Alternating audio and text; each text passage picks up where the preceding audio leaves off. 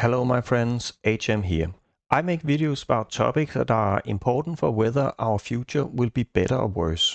Today's video is about Tesla and its nearest competition, which is a Chinese battery electric maker called BYD that has managed in just 3 years to go from 20% of Tesla's sales in terms of battery electric vehicles to now 75% of Tesla's sales. And by the way they are growing, it might actually be able to dethrone Tesla as soon as fourth quarter of this year, 2023. So let's talk about that. Let's go into my PowerPoint where I have this presentation here. What I have made here is some tables that first shows you the big picture in the global market for battery electric vehicle production. I have taken the top 5 producers in the world. That would be Tesla, who last year made 1.3 million battery electric vehicles. That was 17% of the global sales of battery electric vehicles. That was 7.8 million in total. And BYD, this Chinese battery electric maker, I think it stands for Build Your Dreams. And it's also partially funded by Warren Buffett, the legendary American investor. But otherwise, it's a Chinese private-owned company. A Chinese guy owns it and founded it. And it has had enormous growth since it was founded. And they started out as an electronics producer, and they still are. It's a big conglomerate. They are making a lot of the batteries in cell phones and also vibrators and all kind of other electronic components. But a few years back, they bought a small Chinese automobile maker that only made combustion engine vehicles. But they have turned that around, and now they only make battery electric vehicles or plug-in hybrid vehicles. So anyway, they made 913,000 battery electric vehicles last year, and that was 12% of the global market for battery electric vehicles. And then we have SAIC, that's another Chinese manufacturer. Then we have the Volkswagen Group with 571,000 battery electric vehicles. And then we have Geely, Volvo, another Chinese, privately owned also, and they bought the Swedish Volvo a couple of years back, and they had almost 300,000. Okay, so down here we have another graph that shows respectively how many vehicles for each quarter that both Tesla and BYD are selling, and it's only battery electric vehicles. So here we can see the growth. The key takeaways from the top table and lower graph is that, well, Tesla and BYD are the number 1 and 2 respectively in the world in terms of making battery electric vehicles. And also we can see here from first quarter of 2020 to the second quarter of 2023, that's 3.5 years of growth. Tesla grew its battery electric vehicle sales by 426%, but BYD grew its battery electric vehicle sales by 1,856%. So they're growing a lot faster. And also I made a prediction of how it will be in the next 2 quarters, and I'll come back to how exactly I made that prediction. But as you can see, it will be difficult to tell who will win in the fourth quarter of 2023, whether it will be Tesla or BYD that will take the crown of being the world's largest battery electric maker. But I'll come back to that prediction here. What we can also see is that BYD's sales in percentage of Tesla sale, it was, as I said in my introduction here, it was 20% in first quarter of 2020, but it has risen to 76% in the second quarter of 2023. And that's this quarter here. That's the latest quarter we have data available from. I have to make this graph here on a quarterly basis because that's how I get the data from Tesla. Okay, so what I said here is that BYD is catching up fast to Tesla's sales. And if this sprint here from BYD's side continue, then they will dethrone Tesla very soon. What we can also say is that both BYD and Tesla, they're not demand constrained. It really is a matter about how fast they can scale their factories because they're selling everything they built. Okay, but the next thing we'll talk about is the number 1 strength for both BYD and Tesla. And we'll start with Tesla here. Tesla's number 1 strength is that they have the most efficient factories for making battery electric vehicles at low cost and at scale. Musk has repeatedly said that the main product in Tesla is not really the product they sell to end users. It's their factories that are making these products. He has said that over and over again.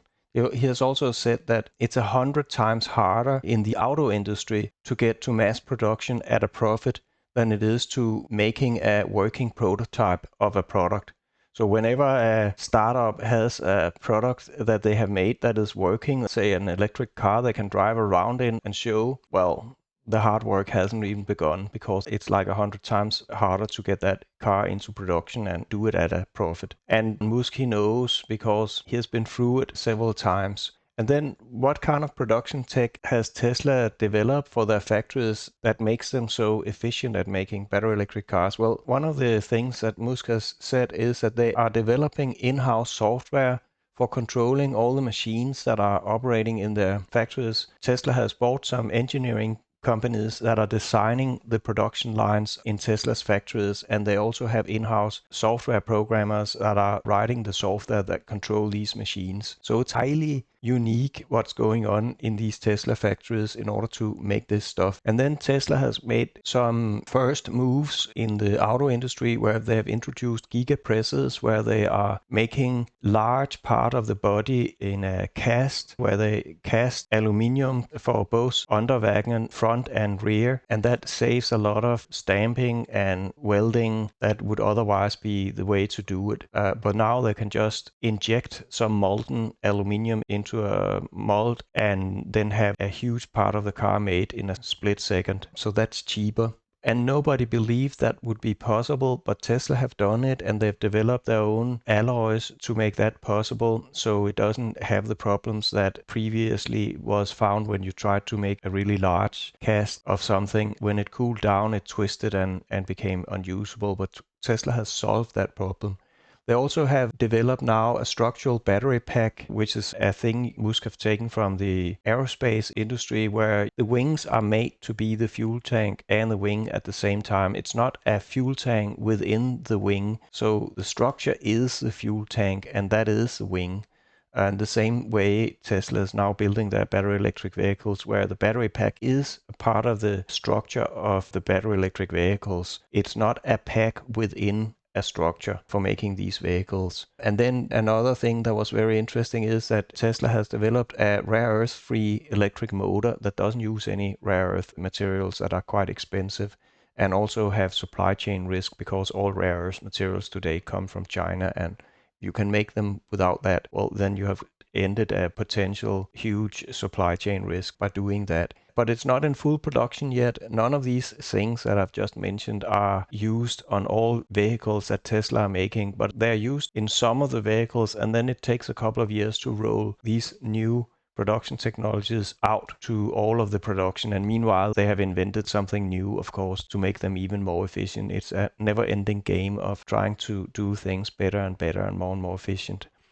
And I'd also say another reason for why Tesla is so efficient at making vehicles at low cost is that they have very few models. They basically only have two models. It's the Model Y and the Model 3. Then they have Model X and S, but that's like less than 5% of their vehicle production. I think Musk said at one point they only keep producing S and X for nostalgic reasons. It doesn't contribute at all to the business. If you only make two models, then it's easier to optimize the production of these two models. And indeed, the Model Y has become the world's best-selling vehicle ever, selling more than the best-selling combustion engine vehicles. So that's quite amazing. Maybe I should mention that down here we have a picture of Tesla's Gigafactory in Texas. The Gigafactory is in the background, and in the foreground we have a Megapack installation that's also produced by Tesla. This factory will be able to run 24/7, even if there's a power breakdown in the Texan grid because of these packs. So let's turn to BYD. BYD's number one strength here is that they are the world's second largest battery manufacturer, making all battery cells and packs in-house at the lowest cost of any automaker out there. We can see down here in this graph that shows the market share of the world's top EV battery makers here from January to April in 2023. That's the latest data that are available. And CATL is the largest by far battery maker in the world. They are making 36% of all the battery packs in the world for electric vehicles, but BYD is behind here at 16.1%. And they're actually making so many battery packs that they're also selling battery packs to other EV makers. They sell to Tesla. among one of them. So they have the lowest cost and they have all the profit of making batteries. They keep that in-house. I also have another graph down here that shows BYD's monthly battery installations measured in gigawatt hours. In June in 2023, BYD made 12 gigawatt hours of battery cells.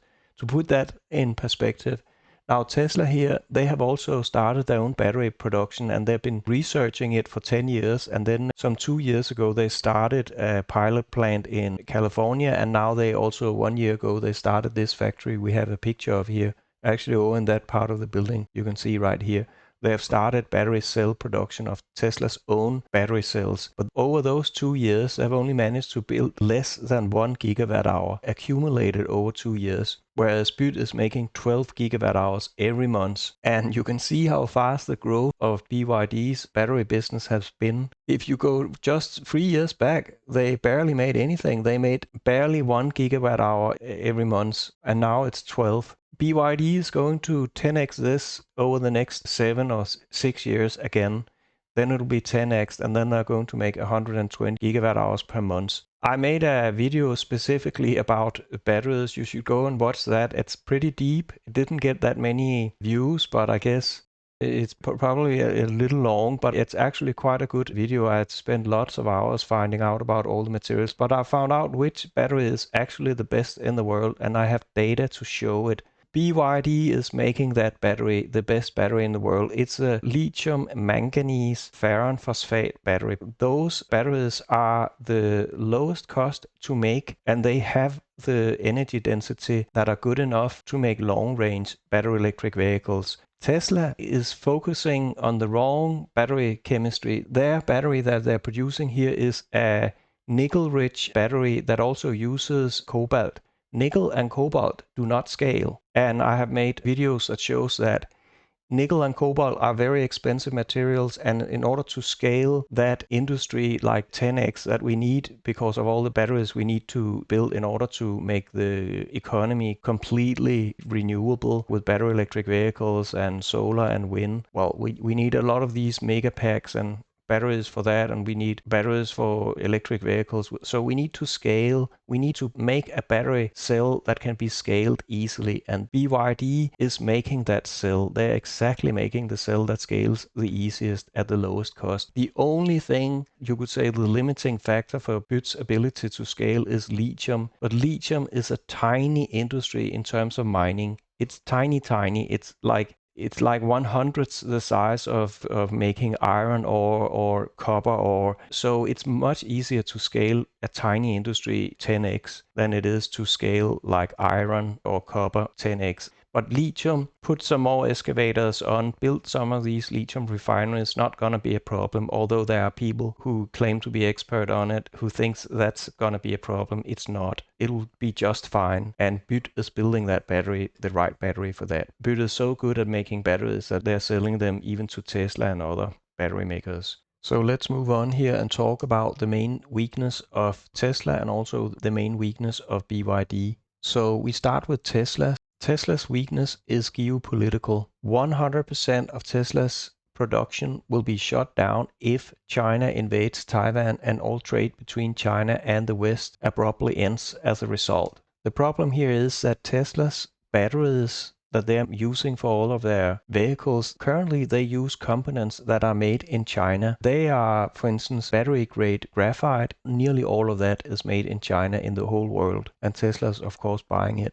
And then we have lithium carbonate and also lithium hydroxide. Nearly all of that is refined also in China, although a lot of the mined raw materials for lithium is made outside of China. So we can also shut down a lot of China's battery production by not giving them the raw materials for that. And also manganese. Manganese is not scarce at all, but the manganese you need for battery production is highly refined and made into a chemical component that is bought also in China. And there are other examples of stuff that goes into batteries that are made all in China. So Tesla cannot make any batteries if they don't get certain things from China. And also, it's not just batteries, it's also Tesla's electronic components, like the full self-drive computer board that is assembled in China. I have a picture shown of it down here of Tesla's full drive system. That's basically the brain of every Tesla car sold, and it's assembled in China. So if they can't get their board shipped from China, well, then all production will stop. It should be mentioned that Tesla is now building its own supply chain for these items outside of China, at least with regard to batteries, but it will take many years for Tesla to fully localize production outside of China and Taiwan. Here, I should perhaps mention again what I said previously, that Tesla currently probably only make 1 gigawatt hours of their battery themselves, and that was accumulated over 2 years, whereas BYD is making like 12 gigawatt hours every month. It will be a catastrophe for Tesla. They'll most likely bankrupt if it happens that China invades Taiwan and all trade there is stopped, because I don't see what products Tesla has left to sell. And how could you possibly, in a hurry, change your products so they don't depend on stuff from China? I don't see how that's going to happen. It will take years for Tesla to localize stuff outside of China. And it's a real problem also in a democratic world where we are so dependent on stuff from China that the people who runs these factories, Elon Musk, he's now starting to say, well, he thinks it would be a good idea for China to take over Taiwan, a free democratic country. Well, China should take it over, and Musk thinks that would be a good idea and should be the same model as they use for Hong Kong. I don't think Musk support that in his heart. I don't hope so, because then he's an evil person. But he's just thinking about his company, that his company will go bankrupt if he doesn't get the stuff he needs from China. So he has to say that. And that's a problem in our democratic society, that we do business with China, and thereby China is able to intimidate everybody here in the West to take points of views that are not really what we have. It's not good point of views. It's evil kind of views that would lead to the suppression of other people, like the people in Taiwan. I don't support that at all, and we need to find a solution for it. But I'll make a video dedicated to this issue and how we can solve it, so it doesn't result in a big recession globally if we make this cut. So subscribe to my channel if you want to know more about my ideas about how we can solve these big problems in the world and make a better future, because that's really what all my videos is about here. But let's go to BYD's weakness. It might not actually be a big weakness, but I found this data here for BYD's export outside of China, and BYD's export outside of China is quite low. They have only had 1 full year of export that I have statistics for here, and you can see it's not really increasing. Since November, it has been steady at about 12,000 battery electric and plug-in hybrids per month. It could be a problem for BYD that their products are not liked abroad, but it may be too early to judge whether this is a bigger problem for BYD, that they're not competitive outside of China. It may also be because of animosity against Chinese products. I certainly would not buy a Chinese product because I want to support my own country and democratic countries. For me, at least, it has to be a product made in a democratic country. Otherwise, I'm not buying it. And I think there's a lot of people who think like I do and simply don't want to buy a Chinese car. So that could be a problem for BYD, that they won't be able to export as many cars as they would hope to, and they're confined more or less to the home market of China. But then again, not all people think like me. Some people just want a more affordable car, and I do believe that BYD is making great vehicles. It's not that that's a problem. But okay, I think that's enough for this slide. Okay, to complete the picture of strengths and weaknesses, I think we should mention a few more. And let's start with Tesla. The second most important reason that Tesla has a strong business is that they have this global charging network that is much more reliable and extensive than the competition. I think that's an important thing, and we have the picture down of one of Tesla's charging stations. They're very reliable, and the competition has proven not to be very reliable. And another strength of Tesla clearly is that they have the best in industry in vehicle software with, for instance, full integration of Tesla's charging network in your car. You can see which chargers are working. You can also see whether there's accommodations nearby for toilets and eating and stuff. So all the information you need to know, they made that super easily available because of software in Tesla's cars. They also have a great navigation system. They have a driver assist system, FSD, that is also industry best. And they have this Sentry vehicle security system where you can have your vehicle use its cameras to monitor the surroundings, immediate surroundings around your vehicle, so you can gather evidence if somebody are vandalizing your car or steal it. Then you have evidence right away to provide to the police and also to find your own car yourself because its location is reported through GPS. And you have cloud-based user profiles, so you can just go into a completely different Tesla than your own, and you can log on, and then everything will adjust. Your seats and steering wheel is adjusted and so forth. Everything will just be set up to you.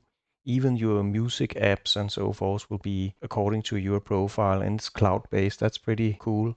And also the Tesla phone app fully integrated with your Tesla vehicle. That's also made better than anybody else in the industry. And what else can I say? Well, Tesla is a pure battery electric maker. They don't have any legacy manufacturing. And I think that's important so they can keep focused 100% their engineers on making better electric vehicles. They don't have to think about making another legacy vehicle with a combustion engine. And another strength here is that Tesla spends zero money on marketing because Elon Musk is capable, single person, of bringing Tesla in the news for both traditional media and also social media.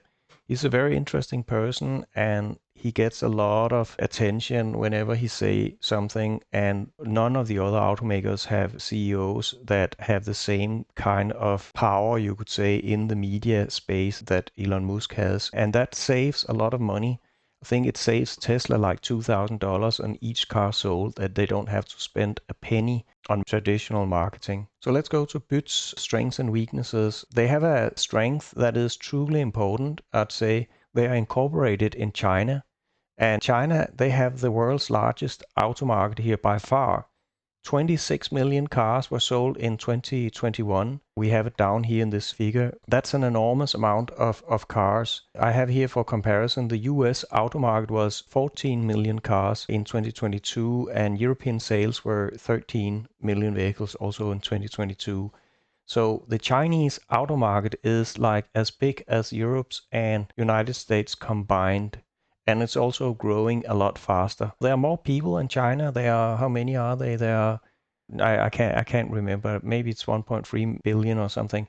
There are more people there, and eventually they will end up having many more cars than United States and Europe for that reason. So that's a nice home market to have for BYD. And also another thing about China is that it has by far the best supply chain for battery electric production. I already mentioned that in China, almost all of the world's batteries and all the components to make batteries are made in China, apart from some of the raw materials like lithium raw materials, but that's not where the value is created. And then the third thing that is also very important is that China has the most proactive authorities that are hell-bent on transitioning China from internal combustion engine vehicles to battery electric vehicles. It's very important to have authorities that are supportive of that effort and that are supporting the companies they have. And China has that. And they're much more supportive than here in the West, where we have all kind of environmentalist lunatics who are trying to stop anything from happening. New battery electric vehicles, they're stopping that. They call themselves environmentalists, but it has nothing to do with the environment.